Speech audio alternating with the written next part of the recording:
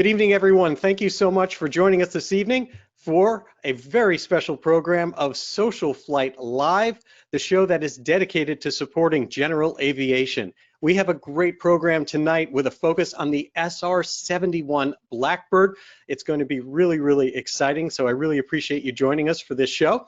I'd like to start very briefly with a quick recap on our program of takeoffs for takeout. It's so important that all of us get together to support general aviation and to help all of the FBOs and restaurants and other businesses that are so affected during this crisis. And so we're certainly encouraging people who have the ability to fly safely with safe social distancing to restaurants and other businesses that support safe social distancing practices to help support those businesses during these times. And we have a great one sent us right here by Chad Haas, EAA Chapter 1551 in Apocpa, Florida, if I pronounced that correctly, with his, going to the Piper Cub at Williston Municipal X60, and just some great pictures here showing that visit that he did. So thank you so much to Chad, really appreciate that, and I encourage everyone to do that. All you need to do is go to SocialFlight.com or download the free SocialFlight mobile app.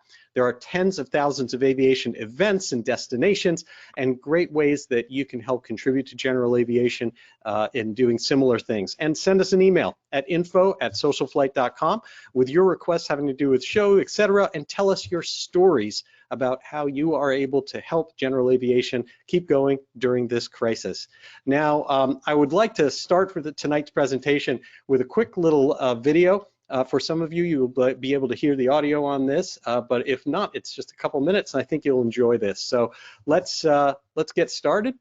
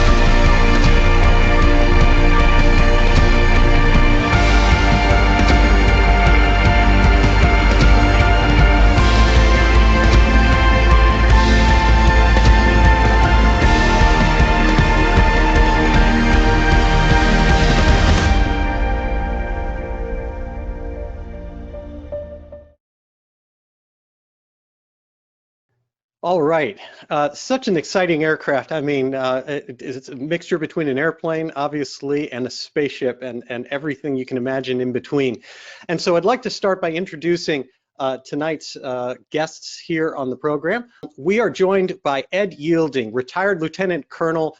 Ed started with an electrical engineering degree, was a co-op student at Auburn University, and commissioned through the Air Force ROTC. In 1983, he was selected for the SR-71 program at Beale Air Force Base in California. Now, Ed flew 93 SR-71 overseas reconnaissance missions and became an SR-71 instructor pilot and also developmental test pilot. When the SR-71 fleet was retired in 1990 and the Smithsonian Institution requested one for display, Ed departed California on March 6, 1990 in SR-71 tail number 972 with Reconnaissance Systems Officer J.T. Vita and set speed records to call the public's attention to the retirement of this amazing aircraft. He wanted to honor all of the highly dedicated Americans who designed, maintained, supported, and flew the SR-71 during its 25 years of vital Cold War service, and those records still stand. Now, Ed is joined by retired Lieutenant Colonel Phil Soucy with us, and he is a graduate of the U.S. Air Force Test Pilot School at Edwards Air Force Base with a background in mechanical engineering and a master's in systems management. As a rated navigator, he has over 2,000 hours of flight experience in over 30 different aircraft, ranging from the F-4 Phantom fighter to the world's fastest aircraft that we're here to talk about tonight, the Mach 3 Plus SR-71. Phil is also the co-founder and chairman of the aerospace engineering services company Modern Technology Solutions, and he serves on the boards of the Air Force Museum Foundation and the National Pilot Test School. He's also a docent at the Smithsonian's National Air and Space Museum in Washington, D.C. He's an instrument-rated pilot, like many of us out there, with commercial, single, and multi-engine ratings, and currently flies a Piper M600 and volunteers for Patient Airlift Services, providing military veterans and families in need with free flights to medical facilities. Phil and Ed, thank you so much for joining us this evening. Oh, glad to be here. Yeah, thank you for inviting us. It's a real honor. Well, it is an honor to have you here, and so many people here that are sending questions in, etc. We're going to do our best to get some of those questions to you along the way in the presentation, but I'd like to start with just a basic overview. Now, some people are really familiar with the SR-71, others maybe not so much. And so, Phil, if you could start by giving us just some of the basics of this amazing aircraft. Sure. It really is an amazing airplane. In fact, when you look at it, whether it be in a museum or a picture there, it really looks like it looks like a futuristic airplane, right? When you look at it, the shape, it's really unique. And what's really remarkable is when you think about it, it first flew over 50 years ago, right? First flight was in December of 1966, and there was actually a couple of predecessors that came a couple of years before that. But remarkable, over 50 years ago, and it's still the world's fastest airplane. And you can see some of the numbers there on the chart, 85,000 feet, Mach 3.3. And those aren't just numbers that, you know, where they stripped the airplane down, got the lightest weight airplane, got the skinniest crew members, and went out and set some records. I mean, this airplane essentially did this on every single mission, flew to those kind of altitudes and essentially those kind of speeds on nearly every single mission that it flew. And it was designed, it was a point design airplane, and it did those conditions very, very well. Considered first generation of stealth technology also. They worked very hard and to reduce the radar cross section. While the airplane flies high and is fast, it needed to have a smaller radar cross section and also needed to have some electronic warfare system as well. The radar cross section, it's about the size of a military training airplane, you know, like a T-38, about a 1 square meter cross section target, and kind of an interesting history of the work that they did to sort of set the stage for what now becomes a modern stealth technology that we see in a lot of military aircraft. And what it had over some of the predecessors, or the predecessor that came a little bit ahead of it, that was operated by the CIA, the A-12, this was a multi-in airplane. It had cameras, had radar for collecting intelligence information, and also had recording devices for recording enemy radar emissions. Right, because basically that was its primary mission, right? I mean, this is a spy craft, basically. Right. This is an intelligence. No, doesn't carry any bombs or any missiles or anything like that. But it's a intelligence aircraft for either overflying countries that have capable air defense systems, or flying right along the outside of the border and from high altitudes, looking in quite a great distance. Right. Now, Ed, your resume in particular has an awful lot of speed records in it. So can you talk to me a little bit about this? And as I understand it, that's you right there in that picture, right? That's right. I'm about 30 years younger there. It was a huge honor to fly the airplane. I flew it for 6 years. And we loved flying the airplane. It was exciting to fly. And best of all, we felt like we were doing something really useful and important for our country and for the cause of freedom. When Congress voted to retire the airplane in late 1989 because of improvements in spy satellites and unmanned reconnaissance aircraft, they decided to retire the airplane. The Smithsonian Institution wanted one for display, and they wrote a letter to the Secretary of the Air Force, Donald Rice. I have a copy of that letter requesting that we set an official coast-to-coast speed record to call the public's attention to what a great airplane it had been for our country for 25 years. JT Vita and I were just in the right place at the right time to fly that record flight. I want to tell you just a little bit about JT. He was just an outstanding RSO. He got cancer and passed away 2.5 years after our record flight in 1990. He passed away in September of 92.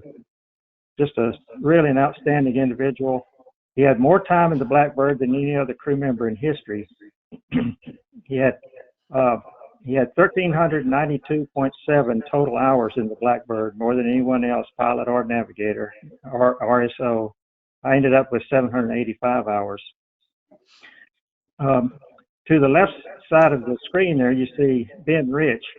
This picture was taken at the end of our speed record flight in Washington there. Ben Rich took over the Skunk Works of Lockheed after Kelly Johnson retired. So Ben Rich, in charge of Skunk Works, was there to greet us when we arrived in Washington. So it was just a huge honor to get to fly that flight. Any of the crew members had the experience and skill to fly that flight. Just JT and I were in the right place at the right time.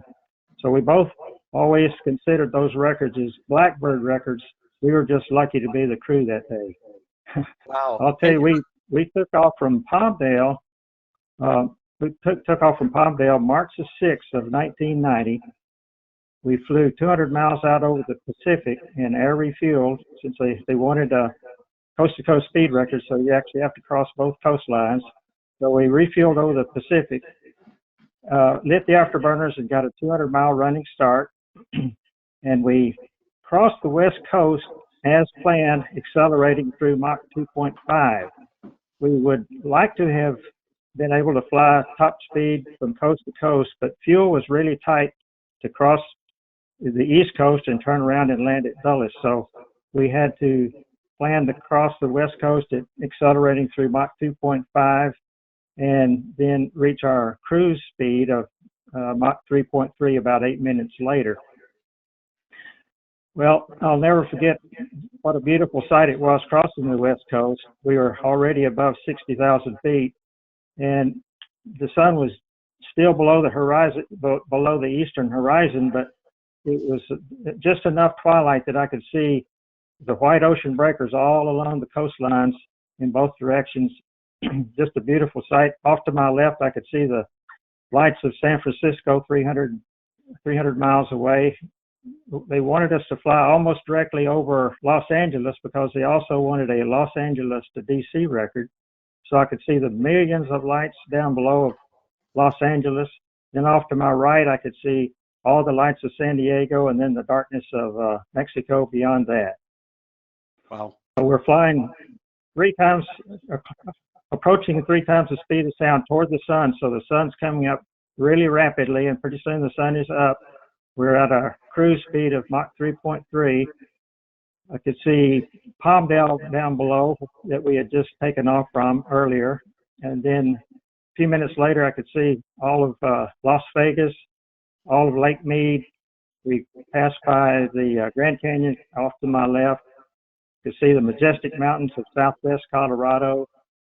And just off to the north, a few minutes later, we could see Pikes Peak, where Catherine Bates from the top of Pikes Peak was inspired to write that wonderful song, America the Beautiful, one of my favorite songs. Since this was a special flight, I was having some special thoughts, and I thought of her song, and I thought, what a great country we have. And just a few minutes later, we're flying right over that fruited plain that she sang about in her song, hundreds of miles of prime American farmland. You think about those pioneers just 150 years earlier taking months to cross miles that JT and I were crossing in just a matter of minutes. Thought about what a great country we have, made great by the hard work and the sacrifices, courage and prayers of our forefathers. And then a few minutes later, we're over the eastern part of the country. It's undercast, so I didn't see many features, but JT and I just made sure we were enjoying our last few minutes of flying this marvelous, marvelous airplane, and how fortunate we were to serve alongside hundreds of other highly dedicated men and women who designed and maintained, supported, and flew the airplane during its 25 years. One last view of God's Earth from from 80,000 feet. And then as we approached the East Coast, we were at 83,000 feet because we were doing a cruise climb the whole time. The airplane typically we cruised with a cruise climb because we were more efficient being a little higher as we got lighter. So we were at 83,000 feet when it's time to terminate the afterburner, and we crossed the East Coast in a descending left-hand turn because fuel's tight. Headed back to Dulles. We planned it so that we could land at Dulles with just the bare minimum required minimum fuel, but they wanted us to make a few passes for the crowd there, so they had a tanker meet us. Once we got to 25,000 feet, we took on just a little bit more fuel so we could make a couple of passes for the crowd. We made our first pass at 800 feet. They wanted one more pass. Made that pass at 200 feet, lit the afterburners to beam the tower in the crowd, and that picture wound up on the front page of the Washington Post the next morning with the Blackbird and the afterburners cooking. We pulled up, rocked our wings in a goodbye gesture because that'd be the last time that airplane would ever fly. Touched down and deployed that big orange drag chute one last time. Taxied in, and we had a little ceremony passing the airplane over to the Smithsonian. So it's just a real special day. There were a number of key Lockheed people there.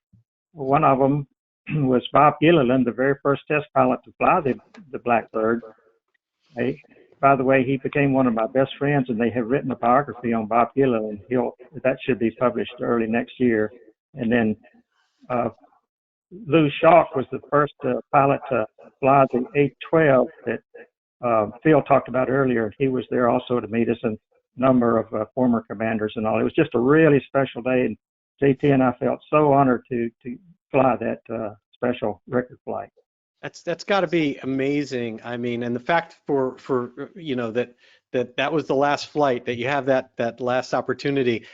And it must be interesting for both of you. I mean, Phil, you said, for example, that you spend a lot of time, obviously, or you serve over at the museum that's got it. What's it like to stand next to an aircraft that's now in the Smithsonian that used to be your daily ride, or used to be something that you look at and say, I know exactly how to climb into it and buckle in and get set up? Yeah. Yeah, I think, the one thing when you see something you used to fly that's in a museum, though, you realize you've gotten old, right?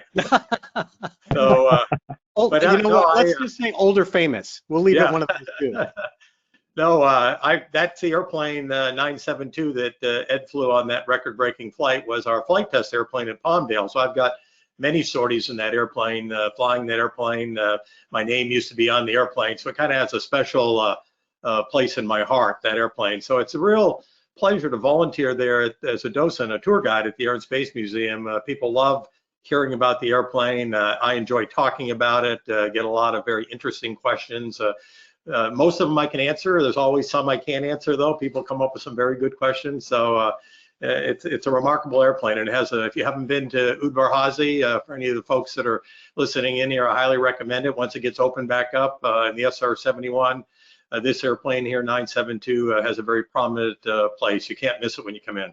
Absolutely. So let's talk about the airplane for a minute. Obviously, there were a lot of challenges in terms of what the aircraft was designed for. Can you talk about some of that? Yeah, so when you think about it, I said over 50 years ago, right, something like this had never been designed, never been built, right? So high operating temperatures, right? Ed talked about flying along there at Mach 3.2, Mach 3.3. That's 21, almost 2,200 miles an hour, and the airplane heats up. So the high operating temperatures, it's minus 60 degrees about centigrade outside, minus 75 degrees Fahrenheit. But this airplane is going so fast, 30 miles a minute, a mile every 2 seconds, so you get this aerodynamic heating on the airplane. So it posed an awful lot of challenges to it.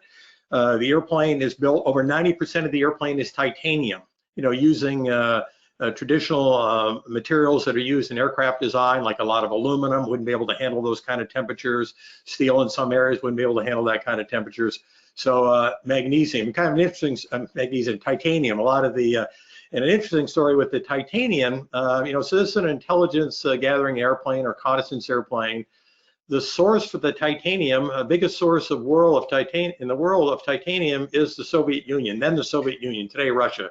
And the titanium that went into building this airplane was procured by the Central Intelligence Agency using front companies procuring this titanium from the Soviet Union that went into this. So, and not just with the materials on the airplane as far as the temperature goes, but it required a special fuel to be developed for this airplane that could handle these high temperatures, a special ignition system that could ignite this fuel that is very stable at the high temperatures, special hydraulic fluids. Tires had to have aluminum impregnated in them to help reflect the heat, just a whole range of things. Aerodynamics, it goes without saying, right? If you're going to fly at those kind of speeds. And, it's one thing to have a rocket, let's say, that can fly at these high speeds, but this airplane also has to fly at subsonic speeds, right? It has to fly at transonic speeds, has to fly at low Mach numbers, it has to fly and cruise at, Mach 3 plus. So you have to have aerodynamics that can handle that whole flight regime. And then in my mind, the real amazing thing about the airplane is the propulsion system, right? And it's not just the engine. We might get a chance to talk about that a little bit later, but it's the inlets, the engine, and the nozzle or the diffuser on the back end of the airplane that make the whole propulsion system. Of course, you're flying at 80,000 feet. You're not in outer space or anything like that, but you're up high enough. You're above a large percentage of the Earth's atmosphere. Not enough air pressure, not enough oxygen to be able to survive there. So you need a pressure suit. We'll talk about that maybe a little bit later if we have time. The cockpit's pressurized to 25,000 feet, but if you were to lose pressurization, you need the pressure suit to survive, or if you had to eject as well. So in the navigation system, if you're going out and you're taking pictures with a camera, and this is all done automated through the flight planning system and the mission computer, you have to be flying exactly where you think you are, because if a camera's coming on at a certain point, looking at a certain distance and a certain angle, or the radar is scanning a particular spot on the ground, and you're not exactly where you think you are, you're not going to get the intelligence information you expect. This is all before GPS, right? So you have to have some way to navigate. We may talk about that a little bit later, plus all the sensors that go with it. So they really had their hands full when they put this airplane together, and it was done by Lockheed Skunk Works.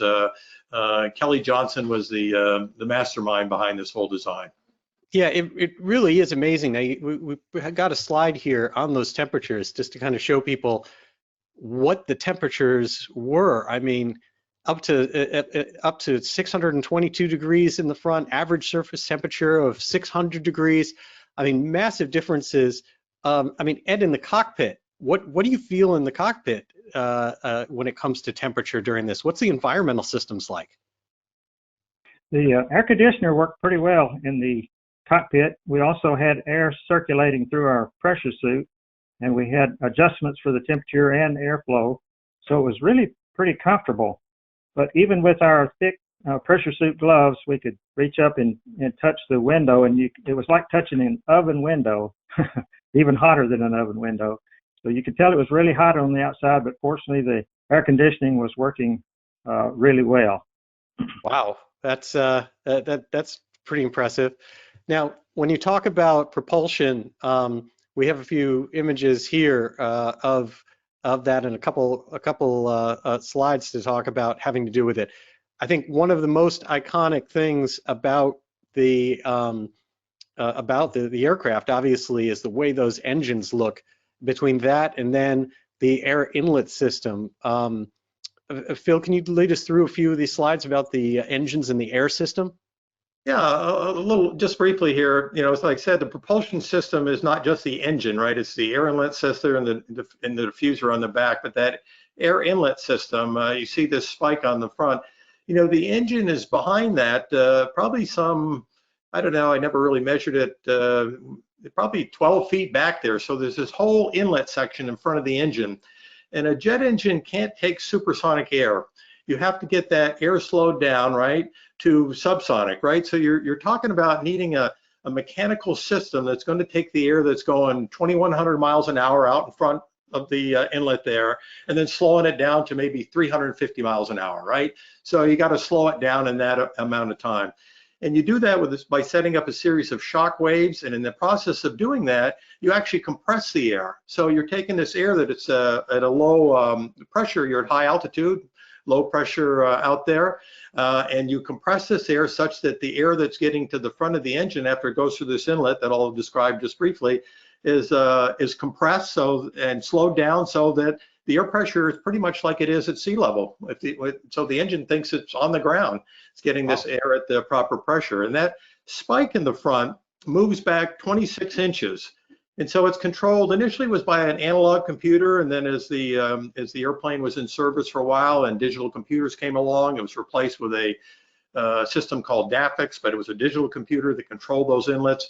And those inlets move back 26 inches as a function of Mach number. So starting at Mach 1.6, they start moving back. And you can picture, if you're looking at it here, as that thing moves back, it's going to open up the capture area in the front, right? You see a small annular ring where the air would come in. If you move that spike back, that area is going to get bigger, and then it's going to neck down the throat further in there to set up these series of shock waves, and does this job of compressing the air. So it's really remarkable. It was all done automatically. Now the pilot had control over that. If the computer system wasn't working properly, if there was a problem, there was a phenomenon called unstarts. Ed might be able to might want to talk about that. But when the inlet wasn't working properly and you landed up with an unstart, the pilot could take control of it and get the inlet operating properly, along with a series of doors that control these pressures. It was really remarkable, especially when you think about 50 years ago, over 50 years ago. I mean, you weren't exactly doing this on a lot of, there was an awful lot of slide rules 50 years ago, still on engineering desks. Yeah. Now, I think when you talk about starts, let's talk about the engine, and then we actually have some stuff to talk about on starts, and I'm curious about that from both perspectives. This is the engine, the J58, right? Correct. So one of the things that's, it's a turbojet engine. In many ways, it's similar to a lot of turbojet engines, with one big exception. It can handle these high operating temperatures. In fact, one of the main limitations on how fast the airplane could go was the compressor inlet temperature. There was a limit on that. I think it was 427, Ed may remember, it was some number like that, 427 degrees Celsius on the front of the engine. But if you look at the picture of the engine there, you see those tubes kind of in the middle that run from the front to the back. So the front of the engine being on the right side of the slide, the back end being on the left side. But you see those tubes. You can see a couple tubes there. That takes bypass air off the fourth stage of the compressor, routes it around the burner, around the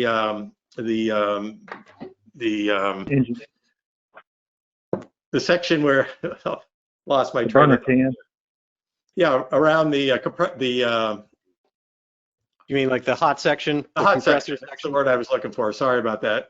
Routes it around the hot section, puts it to the afterburner. So now you've got extra air back there, and you can add extra fuel, and you can get additional thrust out of the afterburner. So you've got this compressed bypass here that's coming off the compressor, going around the hot section, and then put back in the back end of the engine. Really a unique design. Ed, what was engine management like when flying this aircraft? I mean, today, you look at things like probably the FADEX system that Phil, you fly behind on the M600. Like, it's all computer controlled, a lot's done for you. What was it like managing those engines in both normal and then also, exceptional or emergency situations? Yep, the engine was really remarkable. He mentioned the air being routed around the burner cans of the hot section, so that gave the engine a ramjet effect. So it has some ramjet qualities. Now, interestingly, the fuel that we burned was a special fuel. It had a real high flash point, so that it would not start burning in the fuel tanks because of the heat on the airplane. So it was a special fuel. It was hard to get it ignited. You could hold a match to it and it would not light the fuel. So to light the fuel, we carried a chemical called TEB, triethylborane. So when we initially started the engine, as we advanced the throttle forward, there would be a squirt of TEB, and that TEB would start burning as soon as it came in contact with air, and it would burn hot enough to light the fuel. That's a good shot of the TEB burning there. So you'd see that flash, and then that would light the fuel, and the engine would be running. Then throughout the flight, every time we lit the afterburner, there would be a shot of TEB, and we carried about 16 total shots of TEB for each engine. Let's see. So does that mean the engine had a sea level thrust of about 34,000 pounds of thrust.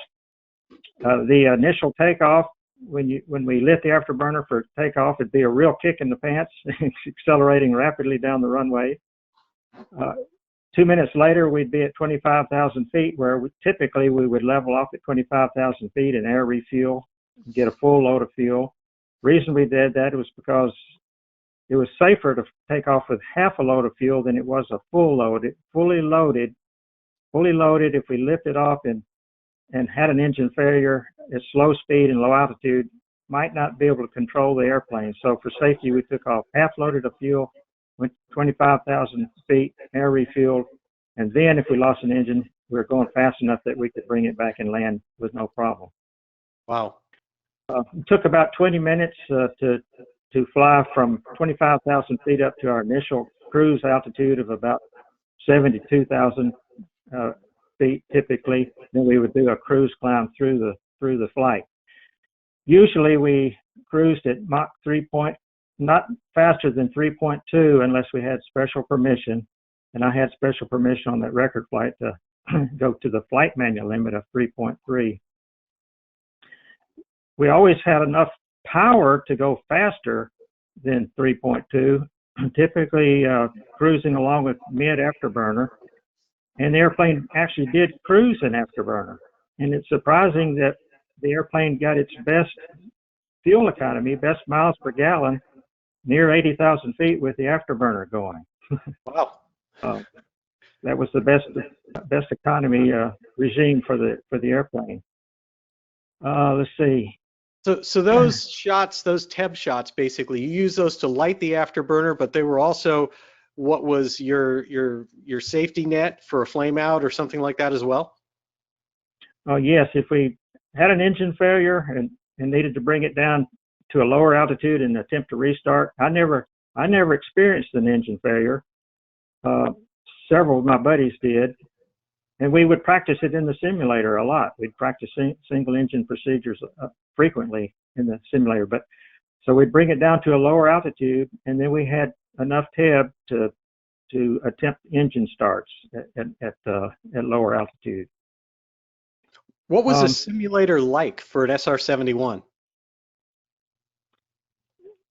So this was an early 60s technology simulator. It had very limited motion. You didn't really need a lot of high bank experience in the SR-71. As a matter of fact, our bank angle limit at supersonic was 45 degrees, and the G limit was 1.5 Gs supersonic. Lighter weights down low, we could pull up to 2.5 Gs in the pattern. The simulator was really an excellent training tool. The pilot instructor sat right behind the student pilot, and he could input in various different emergencies, and the simulator was really worth its weight in gold, I felt. We developed so much confidence after all those hours in the simulator that we could handle anything that could possibly go wrong. So we developed a really high confidence level, and so that made the airplane really a lot of fun to fly because we knew we could handle anything that could go wrong. Wow. Now the RSO, he was sitting nearby in a separate simulator box with his instructor sitting behind him, and he also could input malfunctions to the student RSO.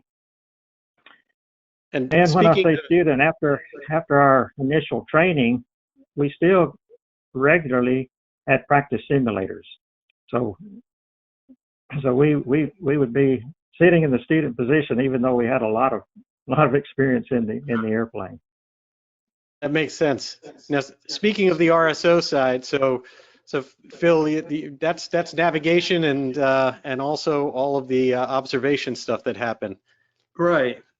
Yeah, one thing before I mention that, I just add on to something Ed said when we were talking about the fuel. People might find interesting, at least I always found interesting. I mean, this is a 60,000 pound empty weight airplane carrying 80,000 pounds of fuel.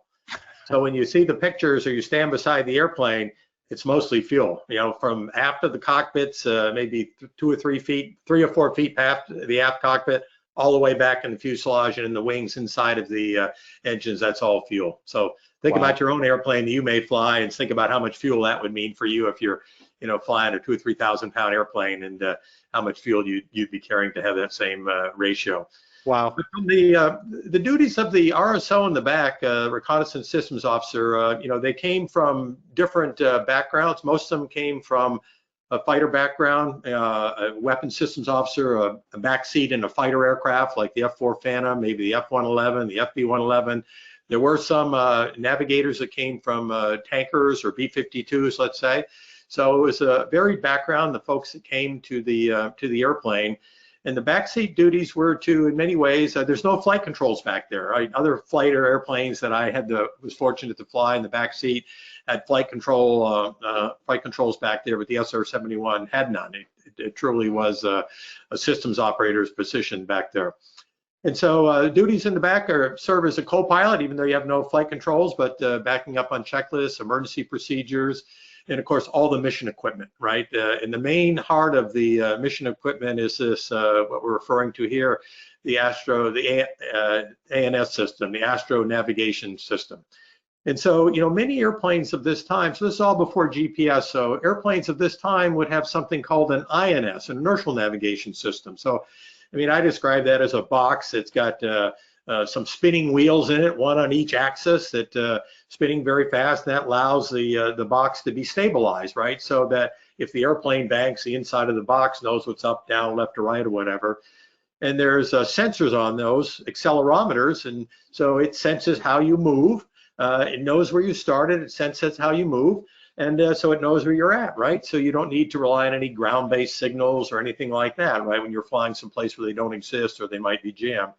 The problem with an INS is they drift with time, meaning that, you know, like the F-4 Phantom INS, 3 miles in an hour. It'd be off by 3 miles for every hour you flew, right? So if you're flying a mission with some air refueling and maybe you're up for 6 or 7 hours, 5 or 6 hours, let's say, you're off by that many hours times 3, right? Which wasn't going to be nearly enough to fly that very precise ground track that you're going to need to fly to have these sensors turn on at the right place, turn off at the right place, take the pictures at the right spot, etc. So they came up with this Astro Navigation System. So what it is if you look at where the red circle is there on the top of the airplane, to get yourself oriented, to the top of that picture is the nose of the airplane. And you come back over the top of the airplane, there's a small glass window. And underneath that glass window where it's circled there is a telescope. And what that telescope does, it's going to track the stars. And much like a mariner would do with a sextant, you know, out at sea, where you get a line of position off a star, another line of position off a star, and then a third one, and where they all cross is where you're at. This system is doing that. Tracking those stars and bounding the errors on that inertial navigation system so that it doesn't drift off. And it provided extremely good accuracy. The chart has some numbers there of 300-foot accuracy, but it did much better than that. And to give you a sense of how impressive this system was, is we're talking about tracking the stars in the daylight. Wow. Even on the ground once you came out of the hangar.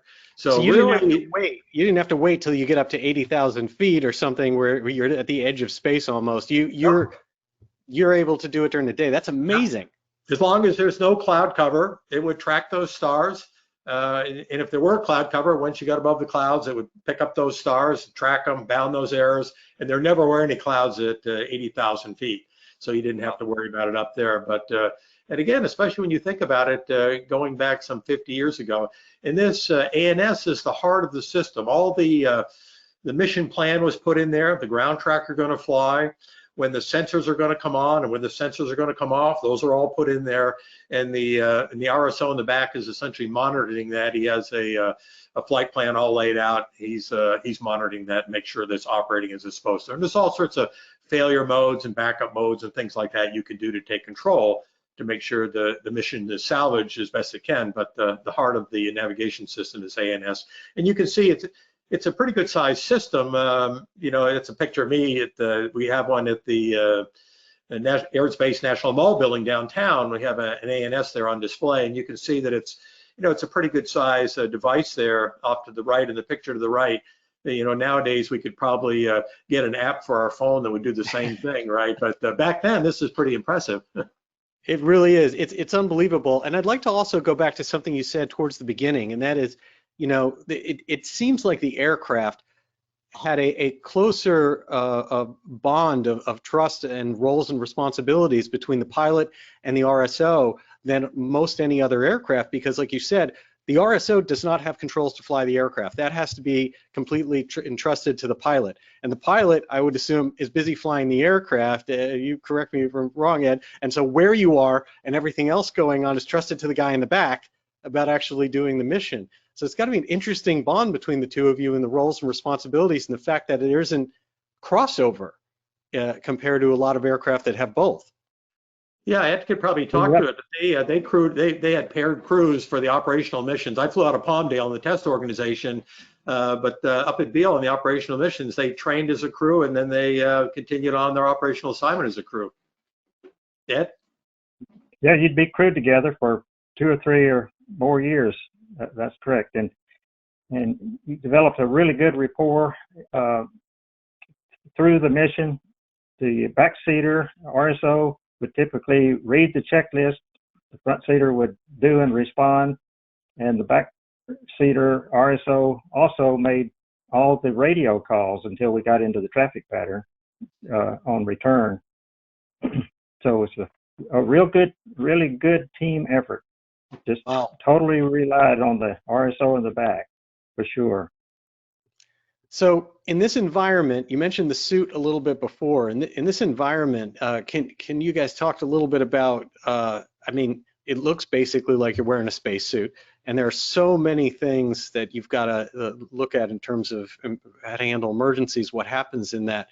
Tell me a little bit about the aircrew life support system. Okay. Yeah, I can talk to well, that I mentioned earlier that. Oh, go ahead, Ed. I mentioned earlier the pressure suit was pretty comfortable to wear with the air circulating inside the suit. The cockpit was pressurized to an equivalent of about 25,000 feet. If you were to lose cockpit pressure above 63,000 feet without a pressure suit, your blood starts to boil because you don't have enough pressure on your body, and your blood will start to boil. And you know that always ruins your whole day whenever your blood starts boiling. So the pressure suit is a safety backup to losing cockpit pressure. If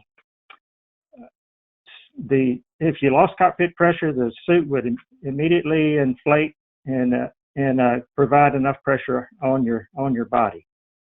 The visor for your helmet had little heating filaments in the visor, so that your visor would not fog over, and you had an adjustment for the heat setting on that visor, the faceplate that we called it.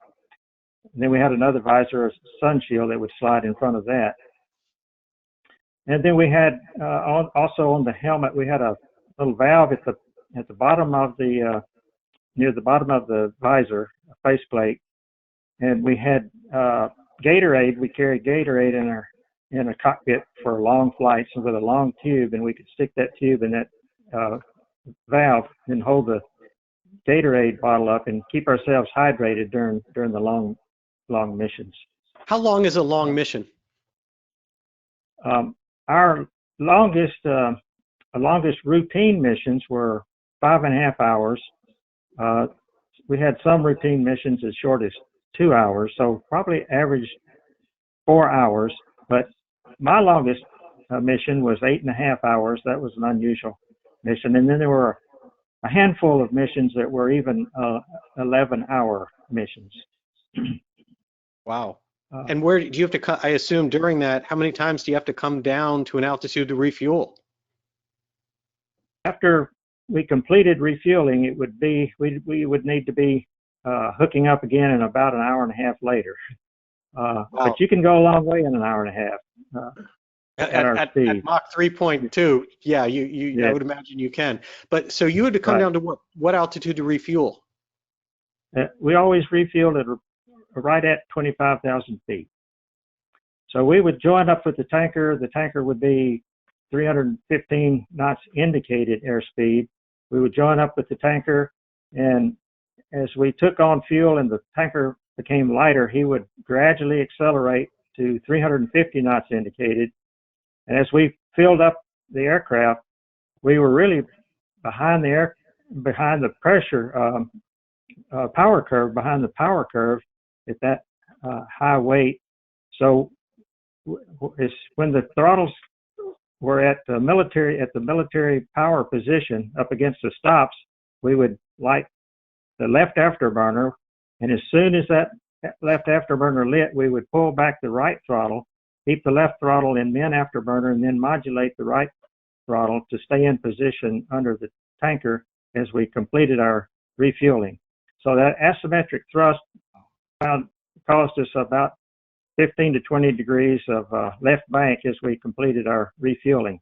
We took a lot of pride in being able to get all our fuel without a pressure disconnect or without a limit disconnect. If we came to one of the limits of the boom, it would automatically disconnect, and we'd have to hook back up and take fuel some more. So we took a lot of pride in not having limit disconnects, and we felt like we were really earning our money if we were air refueling at night in turbulence in the weather. Wow, that's got to be, I mean, 300 plus miles per hour right in that range has got to be slow for the SR-71, and you're using asymmetric thrust, asymmetric afterburner use just to stay connected to that boom during that. That's got to be something. Right. Here's another interesting thing about the flight characteristics. I probably should have mentioned it when we were talking about high altitude, but even though we're going nearly 2,200 miles an hour, over 2,000 miles an hour, the airplane had good handling qualities because the knots equivalent airspeed was reasonably low. Our main indicator for flying in the front cockpit, besides the ADI, was a TDI, triple digit indicator. On that indicator, we had our Mach, altitude, and keys, knots equivalent airspeed. So when we got to near cruise altitude of 72,000 feet, our keys would typically be 450 knots, and then as we did our cruise climb, the keys would gradually decrease as we got higher, down to about 320 knots keys. And what that means is knots equivalent airspeed means that the airplane, the air pressure on the flight controls would feel the same at sea level. So if your keys were indicating 330 knots at 80,000 feet, the air pressure on the flight controls felt like you were going 330 knots at sea level. So you can see that even though our speed was over 2,000 miles an hour, it was not pitch sensitive like you might expect it to be. The flight characteristics were pretty normal. So and the airplane flew really, really easily. So what did it feel like? What were stick forces like on the plane? The airplane was pretty heavy in pitch because they did not want us to accidentally over G the airplane. So the stick was heavy in pitch, but the airplane rolled really easy. It rolled easily like a fighter aircraft. Now, normally on our missions, we would connect the autopilot, and the autopilot would keep our course aligned, and it would even automatically enter a turn to stay on course. But sometimes that autopilot would fail, and we would just hand fly the course. We typically gave it to the autopilot in the reconnaissance areas because the autopilot could hold the airplane a little more still than we could, and so the pictures would be a little better if the autopilot was holding the airplane steady. Wow. And what was visibility like? Visibility, when you look at the airplane, you thought, boy, these guys could hardly see out at all, but the visibility was pretty good. We could see forward and out the side pretty well. I could look down to my left or right, and I could probably see down to an angle of about probably about 30 degrees from vertical. But then if you want to see below that, you could just roll the airplane over, roll it over a little bit, and see that straight below. At that altitude, 80,000 feet, the horizon was about 400 miles away, so you could see coastlines easily. You could not see individual buildings from that altitude, but you could see where cities were, because the city area just looked different from the surrounding countryside. You could see mountain ranges and rivers, and then it was really beautiful from 80,000 feet. You could see a slight curvature on the earth. The more noticeable than the curvature, though, was how dark it was overhead, almost pitch black, not quite pitch black, because there was still about 3% of the atmosphere was above us. The atmosphere, we were above 97% of that atmosphere at 80,000 feet. And then a bright band of blue on the horizon. So you had the feeling that you were cruising at the edge of space, even though we're only 15 or 16 miles high, well below any kind of a orbit altitude. But you had the feeling of being at the edge of space. There was never any wind, or very little wind, almost no wind at all. We were always above the jet stream. So it was always really smooth, no turbulence at our cruise altitudes. It was just a real smooth ride at that altitude. Wow. And now that's an incredibly busy cockpit, obviously up front there. What kind of learning curve was that? And then also B, what's it like to operate all of that when you're wearing that suit and those big gloves? It was pretty comfortable. All the switches were designed for use with pressure suit gloves, so it was really not a problem making the switch changes or knobs and all. There were quite a few things to watch carefully. For the engines, you had to keep a close watch on the exhaust gas temperature. We even had a control if the exhaust gas temperature started to exceed the limits. We even had a control for downgrading the temperature. It would change the nozzle a little bit on the engine so that the temperature would be within limits. I ought to talk a little bit about unstarts. We had a phenomenon called an unstart, where occasionally the normal shock wave, which is the last shock wave that the air goes through before it becomes subsonic, every now and then that shock wave would get suddenly spit out the inlet. And when it happened, it was a sudden loss of thrust, and it even felt like a small explosion, even though it was not dangerous, but it sure would startle you every time it happened. So you'd be flying along, and all of a sudden, boom, and you'd get a sudden yaw on the airplane. Sometimes it was sudden enough that it would bang your helmet on the cockpit. Usually not, but sometimes it would. So to clear that unstart, the computer would send both spikes full forward and open the bypass doors. Then it would reset the spikes into the inlet and reset the bypass doors, and you'd be off and running again. Sometimes you have to relight the afterburner. Wow! But you didn't lose much speed during those 15 seconds of reset because the air was so thin. Then if you had repeated unstarts, we had controls in the cockpit for manually setting the position of the spike and the bypass doors, and we would practice that quite a bit in the simulator. We got really good at it, and sometimes we would practice just flying. We called it a manual inlet. We would take the inlet control from the computer and practice scheduling the inlet manually. Now, that's pretty impressive. Phil, can you tell me a little bit about what a typical mission was like from your role as an RSO there? Were you how much of the intelligence were you privy to, and what was a mission like? Yeah, so my experience with the airplane was flying it in a test capacity down in Palmdale, California, where we did overhaul and we had test aircraft. I didn't fly any operational missions with the airplane. We were testing new systems and ringing them out, getting them fielded, and then testing the airplanes when they came out of overhaul.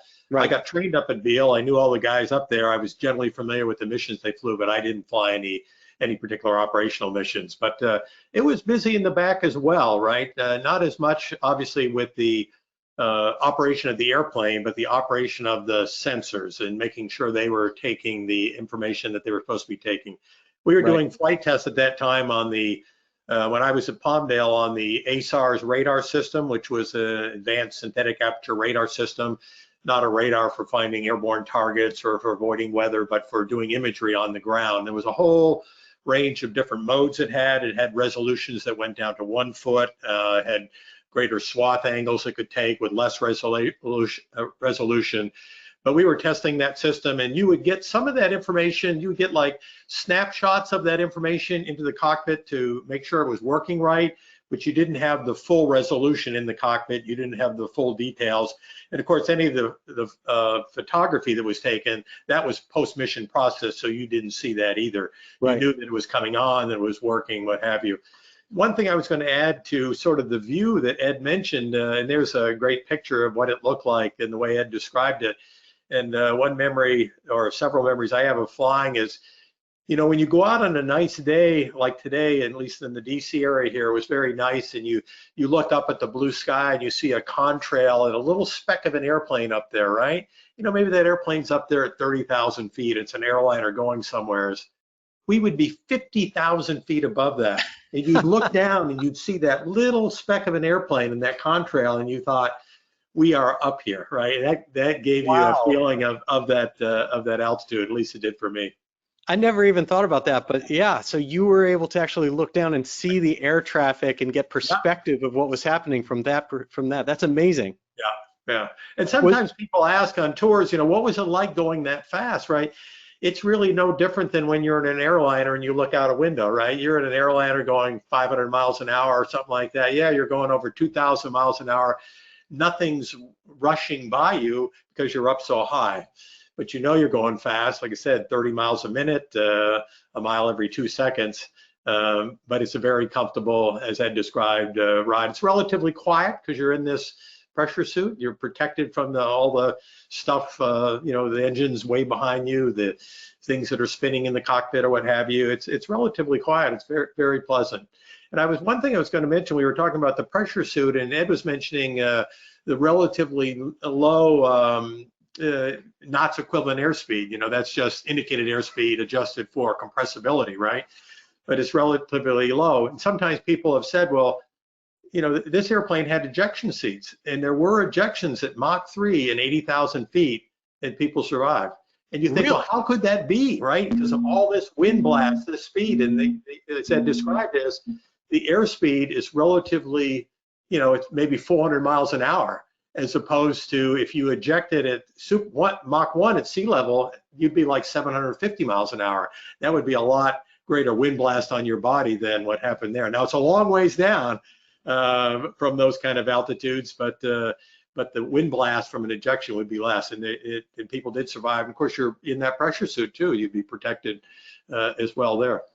And you mentioned that this happened. I think one of the things I'd like to bring up here as we near the end of the program, and Phil, you had talked about this some, it's important to note that the aircraft were lost, lives were lost as part of this. This was very, risky business that both of you did, whether it was development and test or it was flying missions. Yeah, actually, remarkably so. There was 32 aircraft built. There were 12 lost in accidents. And there was only one fatality in the whole history of the SR-71 program. That was on a test mission with a Lockheed flight test engineer in the back. Now the A-12 that came before this, they had I think 2 or 3 fatalities there on some of their missions they flew. But it really speaks, I think, to the training that was put in place and the you know, and the focus on safety and proper training and flying the airplane properly. Wow, it really, really is amazing. And when you think about the environment, when you think about everything of that story, from the beginning to the end, from the idea of how that aircraft was conceived, how quickly it was designed, the technology that was created to make it possible, the work that was done by folks like both of you in order to operate it safely, and the length of time that it served during such critical missions, it's really, really, really amazing. And I would imagine that you both consider yourselves fairly fortunate to have been part of that program. Yeah, definitely. Well, Ed Yeilding and Phil Soucy, thank you so much for taking time out of your day and out of your life in order to help support General Aviation, to join us here at SocialFlight Live, and to tell us a little bit of that inside story of what it was like for both of you flying in the SR-71 Blackbird. I cannot tell you how much I appreciate that. I really appreciate that. And to all of you that have also joined us this evening, just like to say thank you again. Please join us for future SocialFlight Live programs that we are having. We have some great other things coming up as well. We've got May 19th, next Tuesday night, we have maintenance night with John Herman from Tempest Aero, and also aviation maintenance icon Mike Bush. We're going to have some great fun that evening. And then the next Tuesday after that, May 26th, we have Greg Cohen, president of Bendix King, and Joe Caraggio, Reno Air Racer that works with Bendix King. So many fun things happening. Again, thank you so much, Ed and Phil. We couldn't have an evening like this without both of you and your generosity and such incredible experience. For SocialFlight Live, I'm Jeff Simon. Blue skies.